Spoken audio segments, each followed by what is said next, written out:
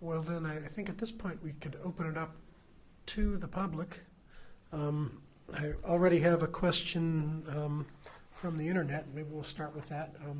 Again, for those of you that weren't here this morning, the way that we work this is we've got a microphone there because this is televised, and we've got a lot of participation on the web.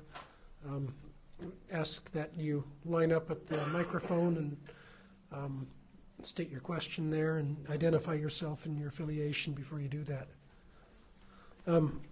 But a question from the web comes from Dave Albert of the Nature Conservancy in Juneau. And there's a short preamble and then a couple of questions. And in the North Fork and South Fork Cocktuli, your map of transect locations show no transects in the upper watersheds near the deposit area that would likely experience the largest reduction in flow undermining scenarios.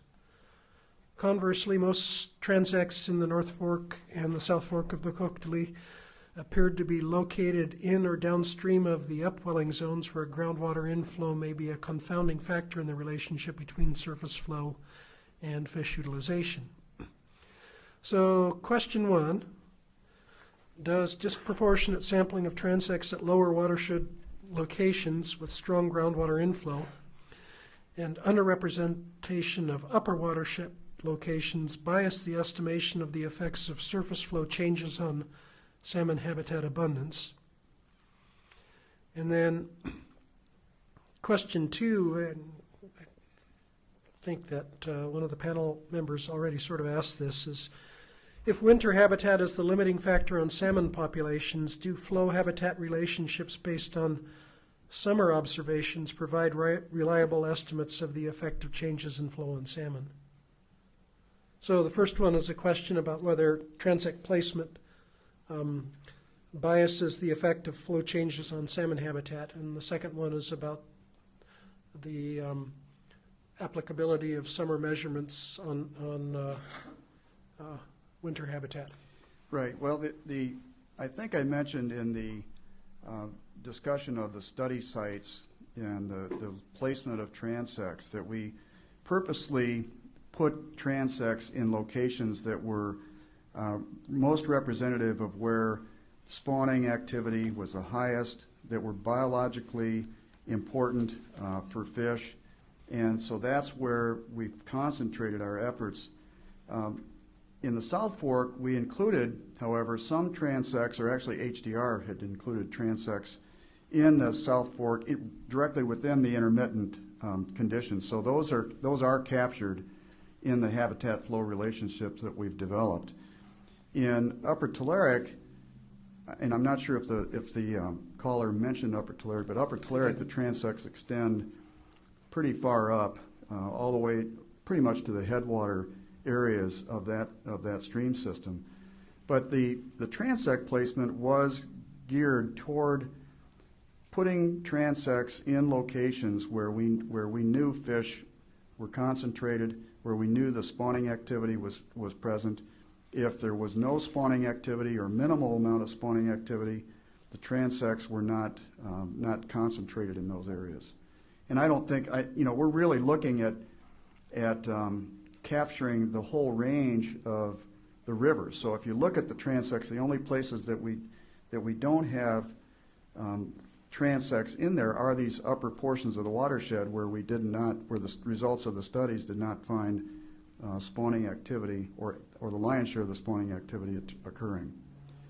So I don't think that there's a bias of that. We're looking, and in fact, we carried the transects down all the way through the lower portion of these streams and all the way into the Cocktuli system to the point where, based upon the hydrology, we felt like, actually this was done again by HDR, felt like there was less than a 10% change in flow conditions that would occur. Actually, Knight Piesel would have done that. So we tried to be representative. We tried to capture all the important habitats in the analysis that we've completed. Okay. Do you want to address the question about the relevance of summer observations for winter habitat? And that's a good point.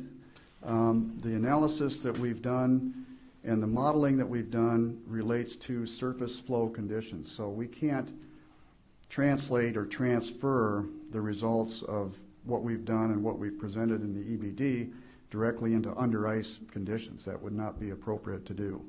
But I do think it covers the open water area, the open water time frame that you have in these systems.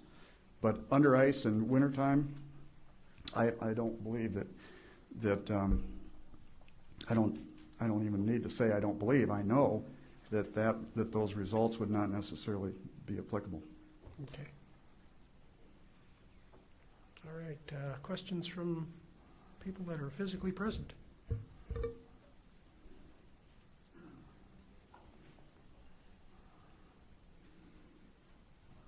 Sam Snyder, Alaska Conservation Foundation, again. I guess this is more a question related to a comment that Dudley made, and also a question for the panel, or a bit of information for the panel. Dudley mentioned the technical working groups that were taking place sort of in the early phases of this research amongst Pebble consultants, state and federal agencies, and I just wanted to flag that for the panelists and inquire if you knew much about that, if you had been given any of that history.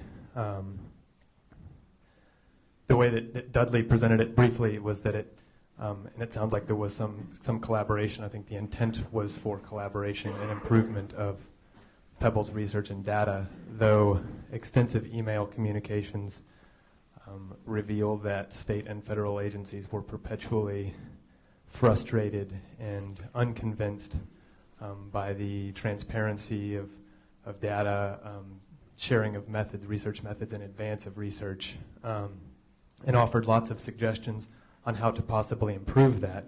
And it sounds like, at least in one context, Dudley and the Habitat crew did some work and followed up on those suggestions. So I wanted to flag that for the panelists, but ask Dudley, and I guess Pebble in general, to what degree they did ever follow up on and include any of the suggestions that the technical working group had prior to its cessation amongst all of that frustration, I guess is the best way to phrase it. Yeah, so Sam, let me start with a couple of things. The panel has been pointed to and given some information on the technical working groups. The second thing is that I was reminded during the break that some questions that you might ask of the consultants might be a little bit beyond what you could reasonably expect them to address and might be more appropriate for Pebble. So I guess I'd leave it up to Dudley to talk about what's relevant to him about technical working groups. I can offer my perspective on the TWG that I was involved in, which was the in-stream flow piece, and I think I believe I characterized it correctly. We had a number of meetings that I thought were constructive. We actually presented data, the raw data, electronic files, information transferred, electronic data files during that process.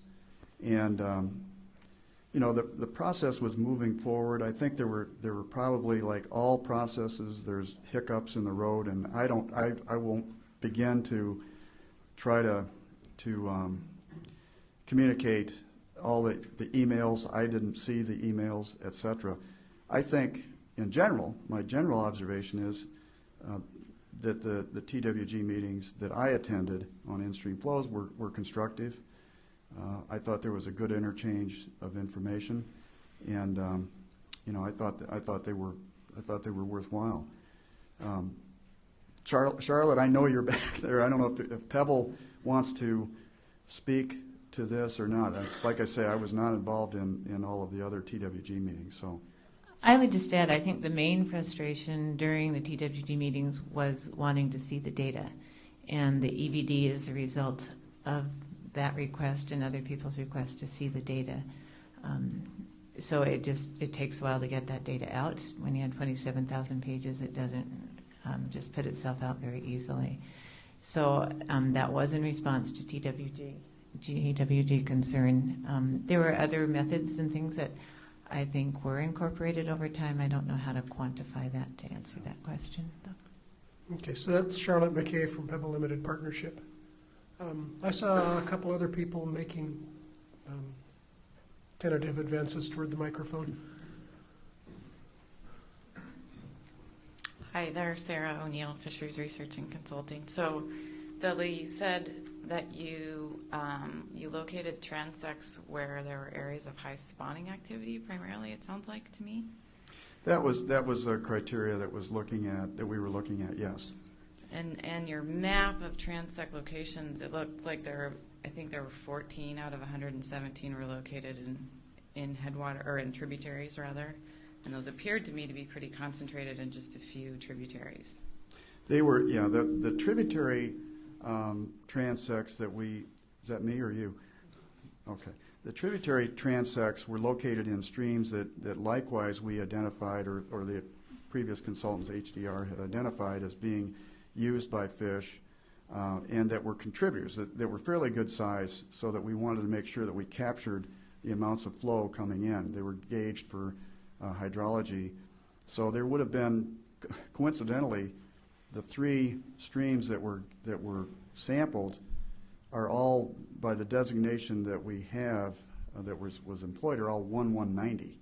So you've got UT 1190, you've got SFK 1190, and NFK 1190. So it's confusing for the reader to, when we're talking tributary streams, that they're all these 1190 streams. But yes, that's the case. So there were basically 3 tributaries that you sampled. Correct. So, I mean, I think your data, R2's data, as well as Carol Ann's and my data and HDR's data all seem to point to the importance of a lot of those headwater habitats for rearing, which I think you would agree is important, and also that those tributaries are pretty vulnerable to impacts from development just because of their size and nature. So I wondered if there is going to be any effort to further characterize the importance of that habitat.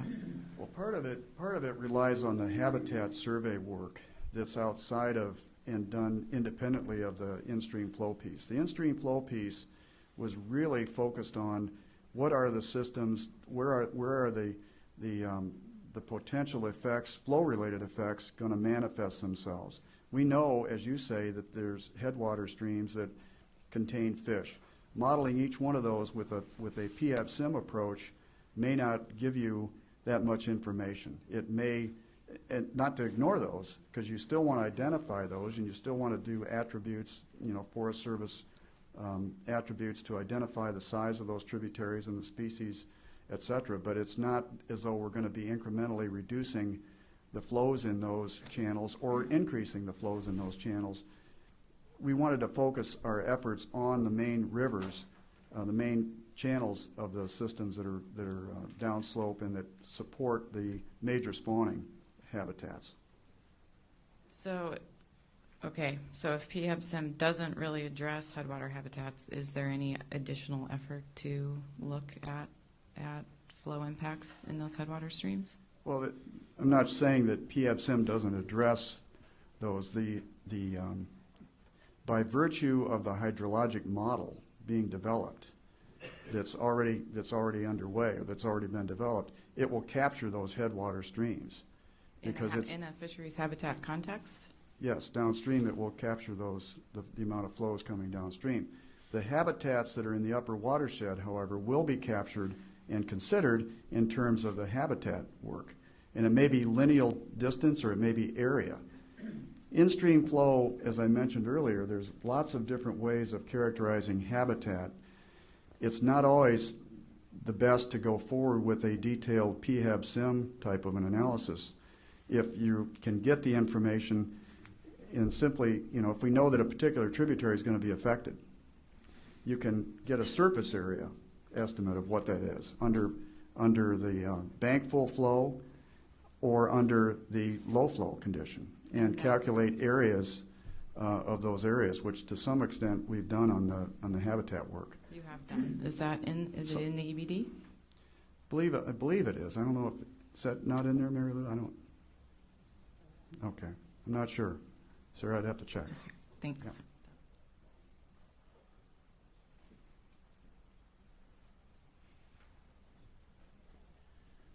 I'm Phil North at the Environmental Protection Agency, and I have a question for you, Mike. Actually, to start with, I used to do in-stream flow studies in a previous life, but it's been a long time, and so my only involvement is in these kinds of projects where they're being done, and it's a matter of reviewing them. And the same question always comes up, and that is the frequency of transects. And there's it seems like that issue hasn't changed from long ago when I was doing them. in that there's, as was commented earlier, it's very expensive to collect the data because it's just very time consuming, and you got a crew out there, and time is really money when they're out there, and so it tends to put pressure on minimizing the number of transects that you put out there. And I recall early in this process that was an issue. It seemed like there simply weren't enough transects, and you talked about putting some more in. But as was shown, there weren't transects on each habitat type, as I learned to do when I learned the method. And I'm just wondering what your thought was about that. And then the follow-up question would be, what did you think of the method for accounting for those skipped habitats? Okay. Not sure if I'm the one to comment on the frequency of transects. I know where you're coming from. I personally haven't placed many transects, but I've looked at a lot of information. But I think the big key to that is the diversity of the reach you're trying to categorize and the uniformity of many parts of these habitats. Means you could get by with probably fewer to categorize that. If you had a complex system with a lot of pools and riffles and deeper runs and different complexities, that you need more transects. So I think the way that they did that makes sense. I can't really comment on did they have enough transects or not. From my perspective, from the work we've done, it's a lot of transects you guys have done, and a lot of work. Whether or not that's adequate, but certainly the uniformity of habitats argues to being able to do fewer transects. As far as the, what did you call that, normalizing the... Right. I think that's a good refinement over the going halfway, and it's good that you have that other habitat information to allow you to do that. I think that's a good piece, and it's a piece that you often don't see. Yeah, I might agree that it's a good refinement over going halfway, but do you think it actually, I mean, is it actually a good method versus just going out there and actually sampling those habitats, do you think? Do you think it's adequate for what's being attempted? Adequate for what's being attempted is a good question. If you're saying, is it adequate for characterizing the baseline, I would say yes. If you're saying, is it adequate to assess a potential impact from a particular action out there, it may not be. I think those are two different questions, and that's key to much of this discussion, and whether people view these baseline documents as being adequate or good or deficient is what you're looking at, where you're coming from in that. Okay. All right. Thanks. Let's see. I think some of my questions already were discussed. I guess the other issue that I would just raise again, and it's been raised, but I just want to raise it again, is that winter habitat. And Dudley, we've all talked about this in the past, not too long ago, and I just want to direct you, I guess, again to work that's been recently published by the Ketchimak Bay Research Reserve, looking at winter habitat on the peninsula and the role of groundwater in that winter habitat.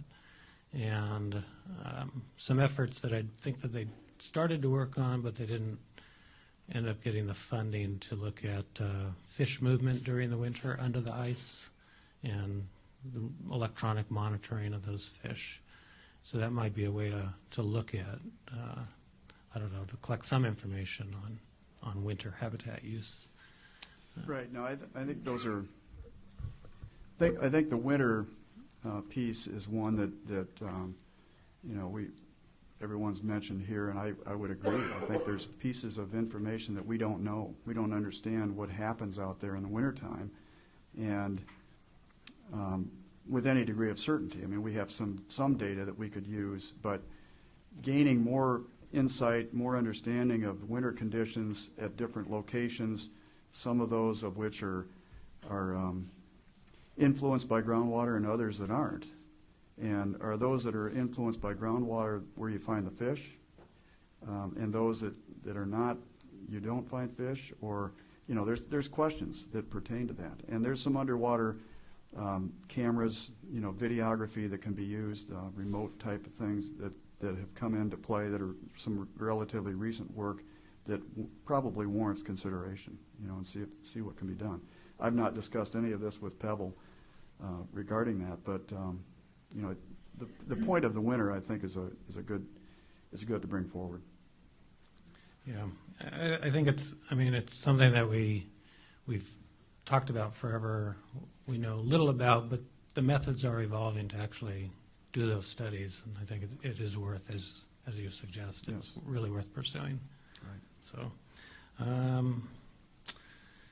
and I guess the only other one that I was going to comment on was again, noting that your transects go near the top on Upper Cleric, and the other two you stop pretty far down. It does make me wonder.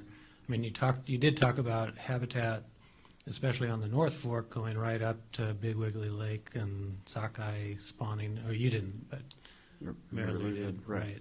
Right. And so it makes me wonder why you focused on the most valuable habitat downstream, but it does seem like there is good habitat upstream that would be worth modeling. Well, the North Fork is one I can comment on, because that one I can still remember in 2008 when we were exploring the addition of supplemental transects in there and flying the North Fork and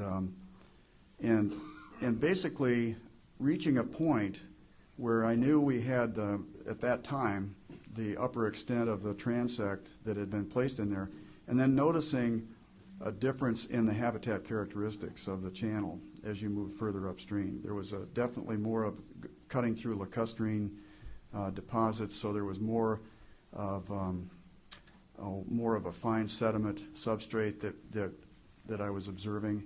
It made me feel that from a standpoint of habitat and where I would expect spawning, which coincidentally corresponded with where fish, were concentrated downstream, that if we were to expend effort, and every year is obviously, when you put transects in, where do you want to put those transects?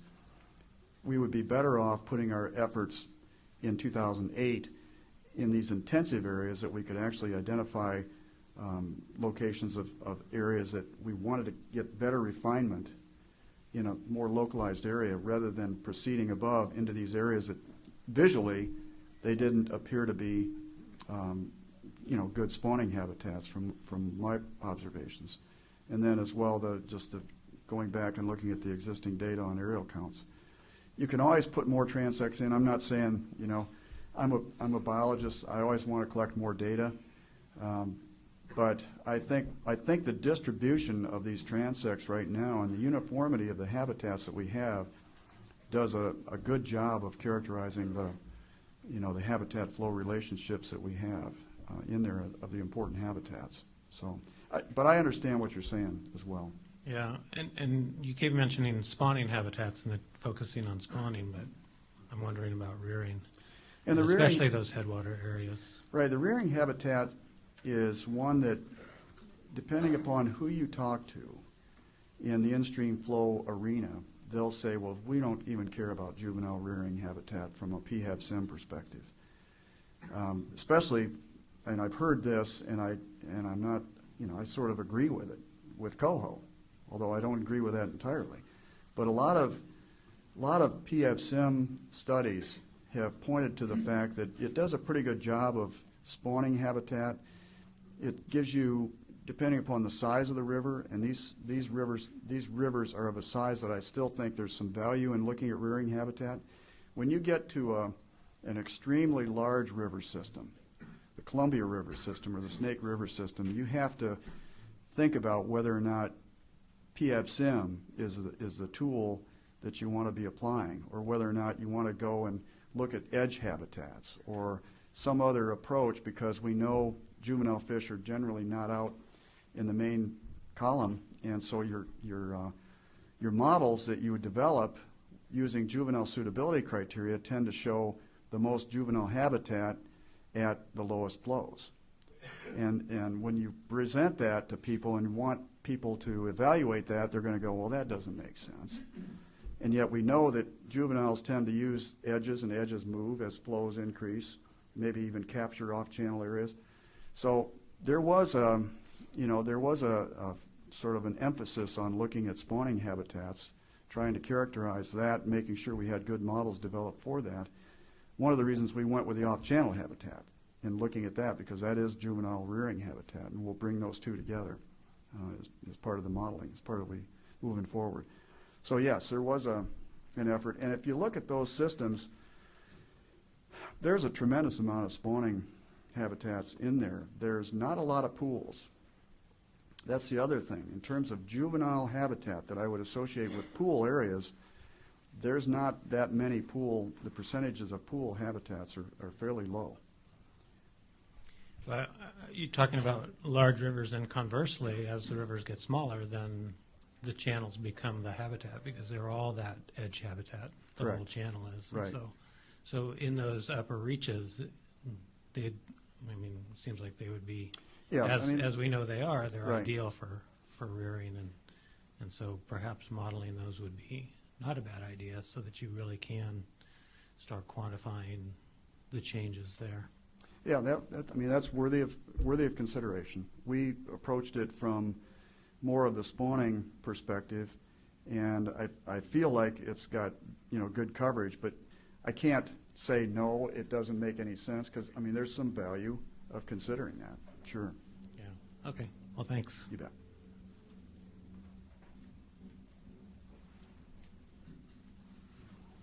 Well, I very much appreciate the level of work you guys have done. This is incredible. I would have Steve Burrell, consulting engineer, stayed a lot of years and watching what's going on. But the real question I have is, there's been so much discussion about variability of salmon returns. It is in the paper every week. It's what people in the region, it's what the commercial fishermen get ulcers over all the time. And so with all this, and I guess I'm asking this to the panelists, with this much being, what work are you aware of around the country to increase the number of salmon? I don't mean preserve the little bitty piece that we're talking about here on these streams, but what's being done around the country to actually increase salmon spawning and rearing habitat? Because, it's one thing to preserve, 0.1% of Bristol Bay salmon spawning habitat, and to understand that and spend millions of dollars on it, but what's being done on the real issue of creating more salmon that come back to provide food for people's families? Take a crack at that. Yeah. Well, there's a great book called Salmon Without Rivers that summarizes the work in the Pacific Northwest, where they spent some amount of money measured in billions of dollars. And then the more they worked, the fewer fish there were. So much of this work was directed at hatcheries and artificial propagation. Was that oversampling then, or what? No, it's because these attempts to use technology to make salmon have uniformly failed, and the more failure there was, that just brought more effort, and there was no lack of imagination, but there was it just didn't work. So I think the rest of the world has now been focusing on Alaska and saying, well, okay, so there's the model that has worked. And there actually have been, I can point you to papers talking about the success of management. Actually, when I started graduate school, we talked about the Pacific Halibut Commission and Alaska as the models of success. And that's because basically Alaska used its habitat and managed well, and then the variations caused by variation in the environment. And there's nothing we can really do about that. Well, I was hoping you'd have some ideas from outside, because we have a lot in Alaska. There have been a lot of places where Potter Marsh, you have king salmon spawning now. You have Girdwood, Portage Glacier area below there, where there's 4 of the 5 salmon that are spawning in there now.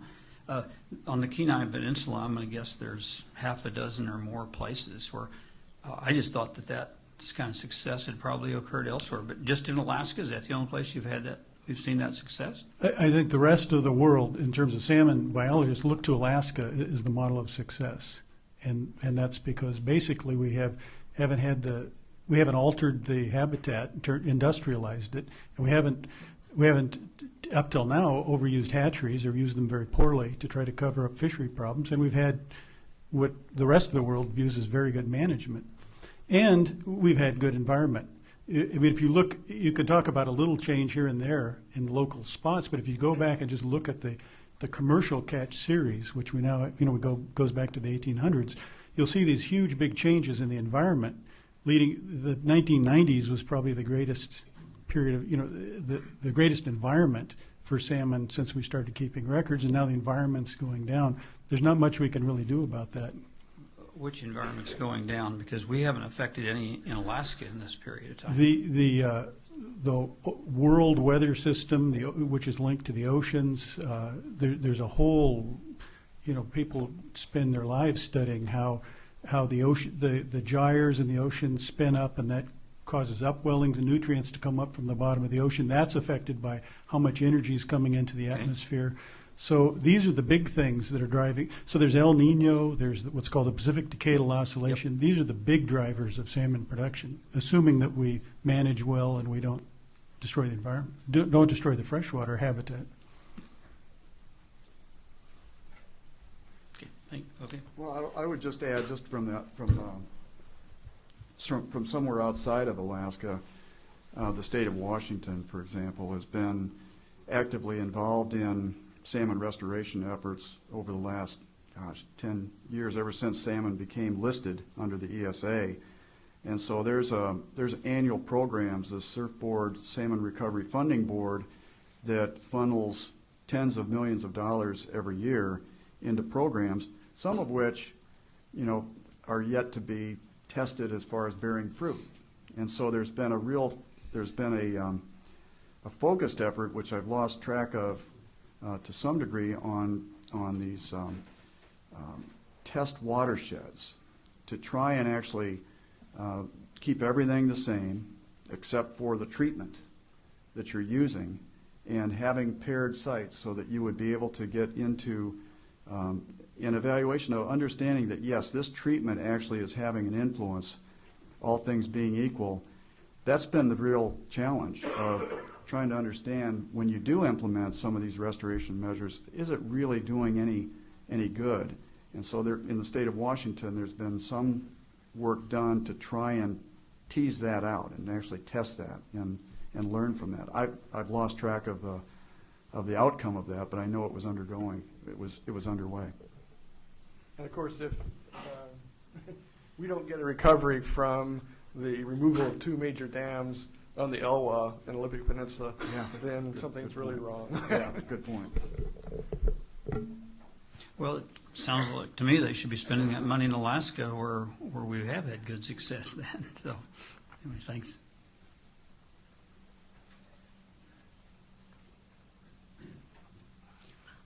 I'm wondering if one of you could I think, Dudley, you might be able to clarify this. I've heard this a number of times. Carol? Am I too loud? No. Who are you? Oh, is that better? Sorry. No. Identify yourself. Oh, I'm Carol Ann Woody. And I've heard from Steve Burrell and you and many folks that work for Pebble that this region is 0.1% of Bristol Bay, and I guess it's not clear to me how that's defined as far as what are your boundaries on Bristol Bay? Are you considering all the rivers up to Igigik? Or? Yes, any watershed that drains into the Bristol Bay watershed. That's my understanding of how those numbers. I didn't calculate those numbers. Okay, I've always wondered where it came from. Right. And what's really important for people to remember is that the Nushagak and the Kwijak, the Nushagak hands down is probably right now the world's largest king salmon producer, and the Koktulis produce, it's an estimated 28% of the king salmon in the Nushagak, and that's important for people to know. And also that the Kwijak river system, which could be impacted by this, is hands down the world's largest all-over producer of sockeye salmon. So to try to put it in perspective, and it's always getting diminished, and that is a little frustrating for me sitting on the outside. There was another thing that someone brought up, that when they flew out to Pebble, and I've heard this from a few people, because I've never gotten to go on a mine tour with the Pebble Partnership. I haven't been invited. However, I've spent a lot of time on the ground working out there. And I've done lots of surveys on the rivers. We've done lots of work. And I was curious, because a number of you mentioned how the habitat seemed fairly homogeneous, as Dudley indicates, monotypic. And when you all went out, when did you go? When did you fly out? It was August, Carol. In August? Yeah. But I was told that nobody saw salmon spawning. Did you guys see salmon spawning in the rivers when you went? You didn't see any salmon spawning in the rivers in August. I guess I'd be very curious as to your flight path, because those rivers are chock full of salmon spawning in August, so it's surprising. We got a glimpse. We flew out on a site visit. We went over some streams. Uh-huh. They did not take us on a flight path. Up a river? Did you fly up the Telerik? We flew past parts of it, but we Okay. did not go just along the rivers. We didn't go at a flight path that would allow us, other than glimpses of looking for salmon. But even from a distance, you could tell, and flying back from Frying Pan Lake and down that way, it was more uniform than I expected. Everything was. It's pretty that's interesting. not- Telerik is really diverse. I mean, Telerik. We hit a spot that there was some more diversity, but still, it wasn't the most diverse stream I've seen. But our flight path was not categorized. That's a casual observation made by just looking and saying, "Oh, this is really not what I expected as far as diversity and vegetation and clarity was certainly something you could see from the air." Yeah, it is a surprisingly diverse system there for that region. But I guess I wanted to check with Dudley. Did you do any random selection for your transects? Was there any random selection Yes. to put those together? Yes, we did not, R2 did not, but in the 2005, I believe 2005, 2006, there was a stratified random sampling approach Okay. that I believe it's described in the EBD. Okay. So stratified random sampling, and then on your temperature monitoring sites, how are you setting up that statistically? Statistically, you don't necessarily set it up statistically. You set it up so that you capture all of the temperature nodes. When you're developing temperature models, you need to make sure that you've got all the influences of coming in from tributary streams, and you Okay. want to get different longitudinal locations in the river so that you're capturing the variety of temperature regimes that are in there. So you wouldn't randomly select tributary streams to model or to monitor, because you would run the serious risk of not putting a thermistor or a temperature gauge in a tributary that has a large influence on the stream temperatures. So you don't use it in a random approach. You go in and systematically put your temperature model or put your temperature monitors in so that you're capturing the necessary inflows of the stream system. Okay. Have you ever used that FLIR as far as looking at temperature, We've using used that FLIR, sort of technique? Yes, we've used FLIR in In the state of Oregon, we relied on FLUR and some water rights work that we did in looking at detecting groundwater and spring flows coming into different Dudley, systems. could you or Carol define FLIR for the audience? Forward-looking infrared imaging. It's a technology that's been pioneered, I'd say, over the last 10, 15 years, and it's becoming more applied. It's still in somewhat of a sort of a test mode. It has been applied, as I mentioned, in the state of Oregon. ODEQ applied it fairly extensively. And it's used, it can be used, this isn't the only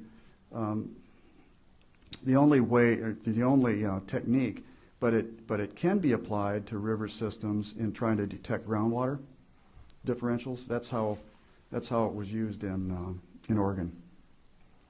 Yeah, it can be a useful tool for identifying it. I was just wondering if you guys had used that. And the last thing was the technical working groups were brought up. And originally I started working on Pebble when I was a USGS research scientist, and I've paid attention to it for many years. And technical working groups were multi-agency groups that were put together for a number of years that provided input and reviewed information and gave comments. But there were a couple of very, very consistent recommendations that were made through time. One was that it was very important to do in-stream flow work, but it was also very important to get statistically defensible information on your spawning populations in those regions. And that was something that was recommended over and over and over again. And I think that relative to the habitat work that you're doing, that would be something that would be worth considering and adding to make it more useful and valuable in the future. So thank you.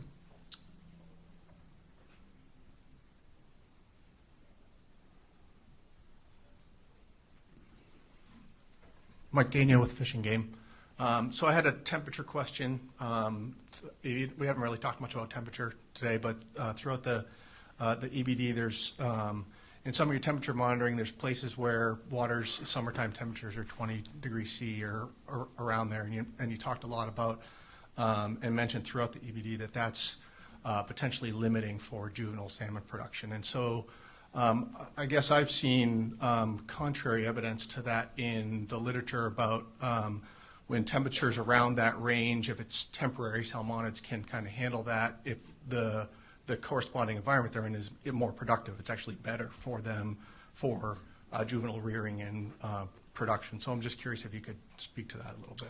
Yeah, I think temperature is one that if you get into the literature and you start trying to review, it's interesting, different states have a little bit different perspective or approaches on how they define temperature criteria. And I would agree with you. I think that there's evidence, there's certainly peer-reviewed information out there that suggests that fish can acclimate to higher temperatures. I think the 20-degree threshold that we cited to, I believe, is an Alaska. I think it's an Alaska standard upper limit. So we were, I think, pointing out that even under natural conditions, there's temperature exceedances of some of the criteria, which isn't surprising. I mean, that happens in just everywhere I've worked, where occasions you run into a watershed that has temperature, natural conditions that exceed the EPA criteria or the state criteria, and it's just the challenge then.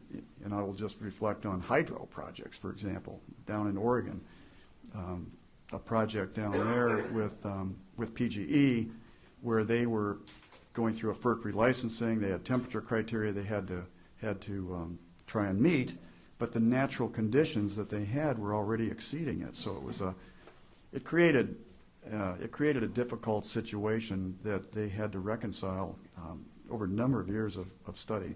But I agree with you. I think there's evidence that diurnal changes, fish can acclimate, but you start getting in 20 degrees and above that temperature for sustained periods of time, and I think you can impose stress. Right.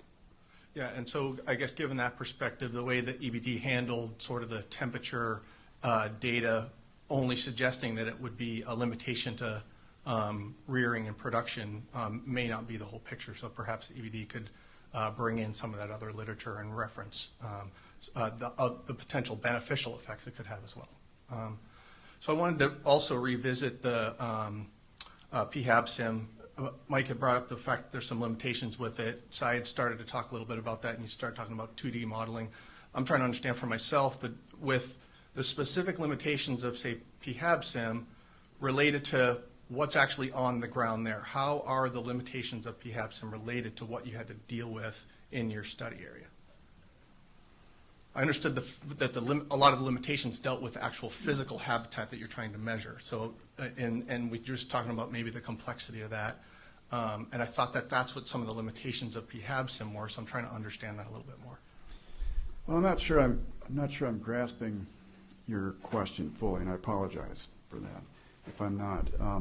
The limitations of PHAB-SIM, from my perspective, are it's only as good. I mean, I'll just say a few things about PHAB-SIM generally. It's only as good as the information that you have.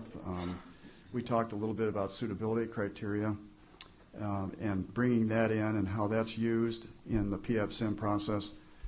If you've got, for example, which we don't, but if you went in and you had a suitability criteria that was totally unrelated to the fish species that we have, or was so, skewed one way or the other, that would be something that would just undermine the whole value of PHAB-SIM. So part of the limitations of it are that it's reliant upon biological information. It's reliant upon the development of hydraulic models that you have to go out and collect data on, of which that doesn't always happen, in a fashion that you'd like, which is why you end up having to redo some of these samples.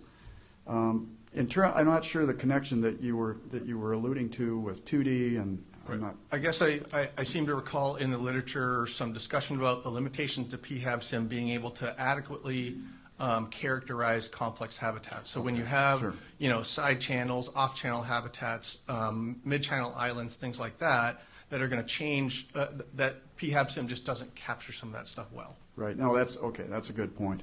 And I think I mentioned early on, too, that PHAB-SIM doesn't capture things like groundwater upwelling and off-channel habitats, and that's why we're looking at things more broadly. The 1D model that we've applied is limited to cross-sectional data that at a point across that channel. And so you're making some assumptions that the habitat characteristics that you have at that location are in fact representative of areas upstream from there and areas downstream to different transects below, and that would increase the density of your transects if you had a lot more complexity in the channel, which Mike alluded to, and we've discussed. In this case, you've got a fairly uniform habitat, so the spacing that we have, I think, is adequate for what we're trying to do. Having said that, the 2D model brings in a whole other dimension into the equation, because it's not limited to just a single cross-sectional area. You end up going out and doing bathymetric surveys of a section of stream that you can then tie together all those different points and actually look at the bed profile and model that hydraulically with habitat and see how habitats change spatially in that section. So there's another dimension that you get with the 2D modeling. Sometimes 2D modeling is brought in when you do have complex habitats, and that's a consideration. Here, the 1D models that we've used, I think, are representative of the habitats that we have out there. Right, and it sounds like there's still room, as you mentioned, that there's still room for some sort of critical evaluation as to whether or not it's the right method, or if you're going to use different methods, different models.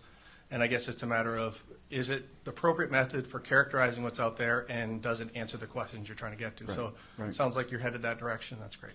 Yeah, I think, as I say, I'm open. We're open as part of the team that we've developed to other innovative approaches to try and analyze the problem. You know, the baseline characterization. FLIR is something that we've considered, that was brought up earlier.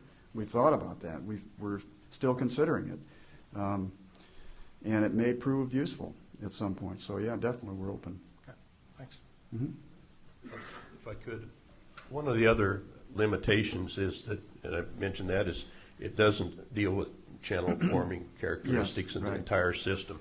It's for the Right. fish, and just in that context, and doesn't cover some of those other Correct. needs, riparian needs, that type of thing.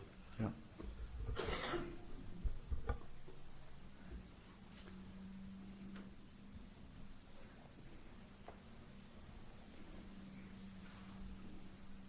Kirk Nordstrom, USGS, and I had a couple of questions which bring us back to the modeling discussion that Hal brought up with Dudley and the question of prediction. First question is on the temperature modeling. Usually assuming that there's two aspects of modeling, one is to understand the system, the other is maybe to make predictions. So in question of making predictions, you must have some independent observational data that you could predict and then compare with once you have your model calibrated. Have you done that, and Yes. how did that work out? You know, I would have to defer to the person that actually did that calibration, which is Stuart Beck of our office. So Stuart's been working with temperature models for many years, and I'm assuming that the calibration process that he went through would have been following those lines, but I can't tell you the details of what he did and how it worked out. Dudley, is that in the EBD? I'm not sure all the calibration details, but there is a discussion of the temperature modeling that was developed that we've applied, yes, or that we've developed, yes. My other question has to do with habitat flow modeling, and it's mostly a question of clarification for me, since I'm not an aquatic biologist, and I'm learning a lot, by the way, by all this discussion. And that is, it sounds like on the aquatic flow modeling that by modeling you're learning more about the system and the processes, but it sounds also like in terms of predictive capability, you're not really able to predict much. So when it comes to looking at mine impacts and so forth, that gets to be a very challenging and maybe not really practical kind of thing to solve. Is that a correct characterization or not? No, I don't think so. I mean, I'll say that with limits. The tool, as I mentioned, that we're basically developing a tool that can be used for a variety of things. One would be the baseline characterization that we've talked about. The other would be, if you impose the mine project, and that particular mine, whatever that footprint may be, has a certain water need, a water use, a habitat or a drainage area reduction that translates into flow, then we can use this model to evaluate what those potential effects of that project signature would be under different flow conditions, under different times, for different species, different life stages. So it does have that predictive or estimate, and I don't know that it's predictive, but it's based upon the current conditions that are in the channel, which as I mentioned, we have to consider both the short-term response of the channel and the longer-term responses of the channel. So if you change the flow regime over the next 10 years, maybe the spatial relationships that we have, habitat flow, are applicable. But if you go beyond 50 years, 30 years, maybe the channel is going to be a little different. And we need to try and take that into account, and that's the reason that we're approaching it with some of the fluvial geomorphology aspects of it and trying to get a handle on what those changes might be. And we may end up adjusting those models based upon some estimated changes in channel form that might occur due to the project operations. It would seem to me that would work as long as the effects of the mine site are greater than the natural variability, and that's something that I don't have an answer to. Do you? No, I don't. Okay. So that's still a question Yes. from that point of view. Yeah. Thank you.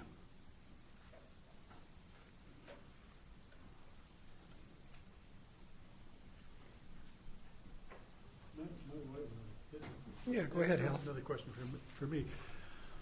Well, so I think you mentioned this when you were answering my question too, that you've got a model that can predict changes. But I guess I'm wondering, how would we use those if we're not able to observe the thing that has changed? So, for example, if you predict a 20% change in some kind of habitat, well, we can't translate that into any currency we really use, like adult equivalency. I keep coming back to that.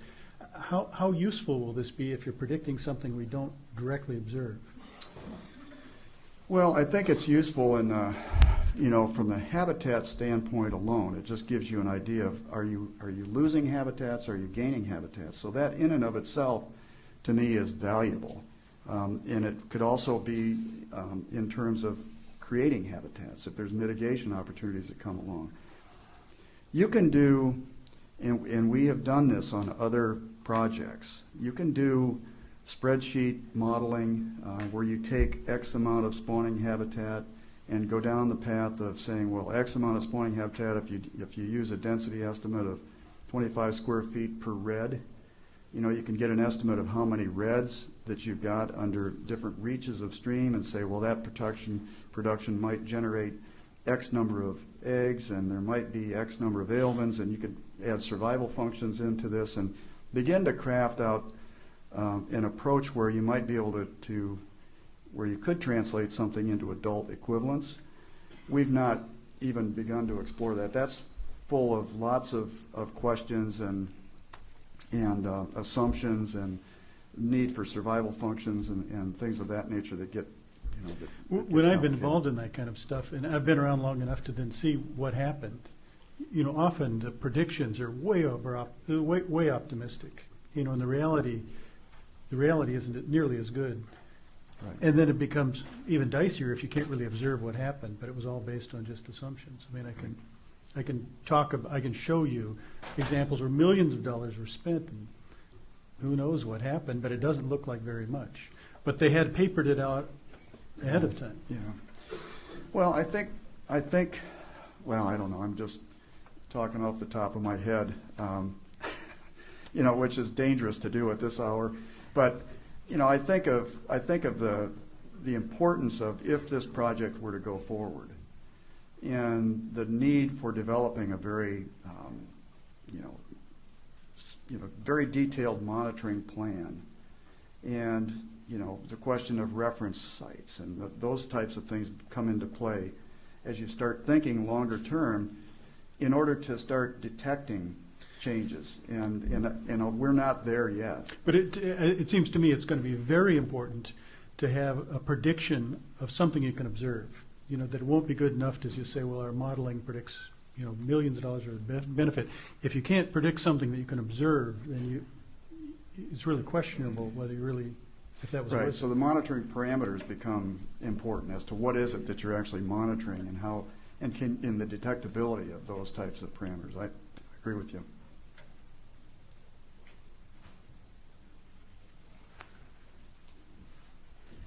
Sarah O'Neill, Fisheries Research and Consulting. This is a sort of a general observation from the last several days of these meetings, and probably a question more for Pebble than for any of the other panel members. But my admittedly limited understanding of NEPA is that the process relies on the best available science. And because Pebble has the resources to collect data in this area where there, very little data exists, it's comes down to Pebble's responsibility to generate the best available science, which ideally would rely on the best available methodology.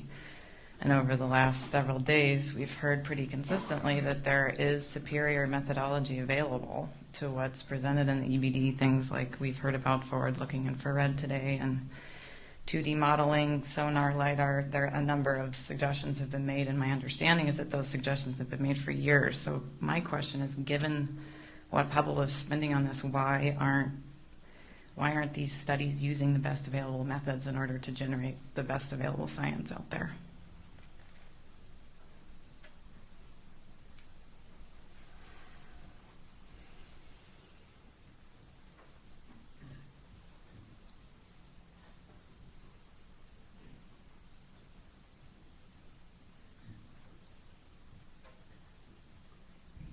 think we believe we are using the best available science to a state of feasibility.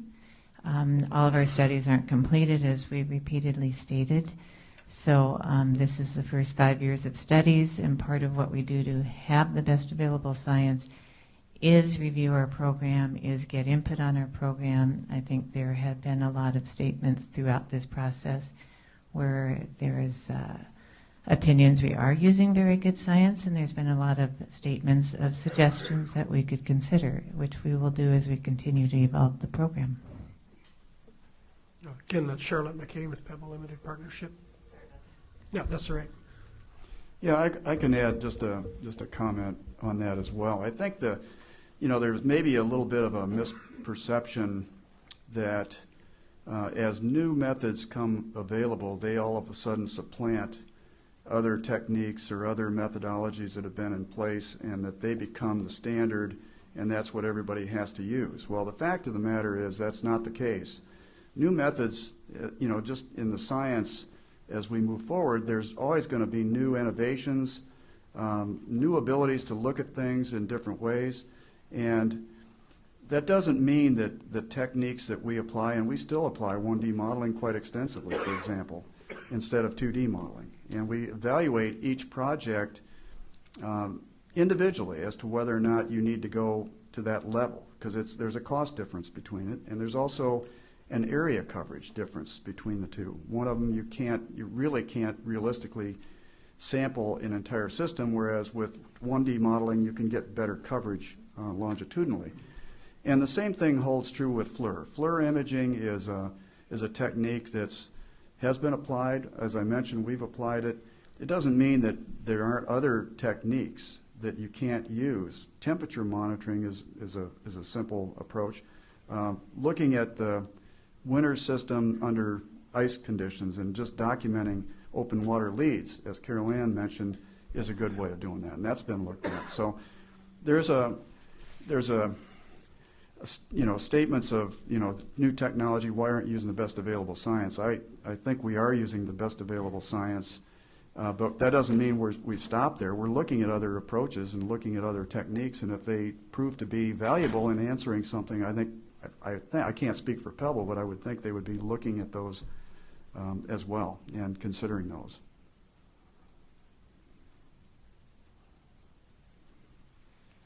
I sense a diminution of interest in further questions.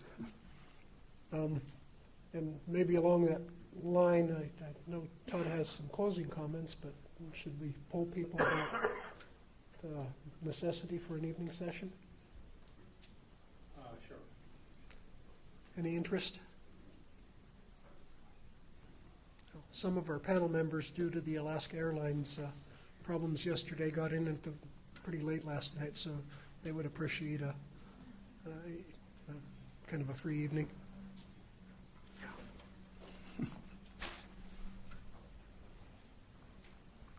Great, thanks a lot, Milo. That's a great job of moderating today. I just want to say just a couple things, and I think we'll let you go for the day, and I'll sort of set up tomorrow's discussion. But first thing I want to do is just thank the panel members for your participation in this and your hard work, and I particularly want to thank Dudley and Mary Louise and Andrew for your efforts and for the good critique and discussion that you all were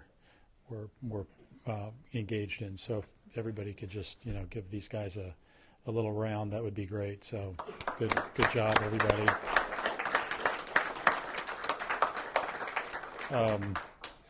So I just want to say a little bit about tomorrow. So we're going to do the same format as we did today. At the end of that format in the morning, we'll add an addition to that where we're going to have the panel kind of give you some observations and preliminary recommendations about kind of what they've thought about throughout this process. Those won't be the final recommendations. The final recommendations we'll do later, and we'll come back with a report. So that's tomorrow morning. Tomorrow afternoon, we're going to start the second second half of this 3-day session. focusing on the socioeconomic and cultural and subsistence baseline studies. So that will be tomorrow afternoon and then Thursday. So hopefully we will see you all back in the morning at we're going to start in again at 8:30. So we'll see you a little bit sooner than that, hopefully. Thank you.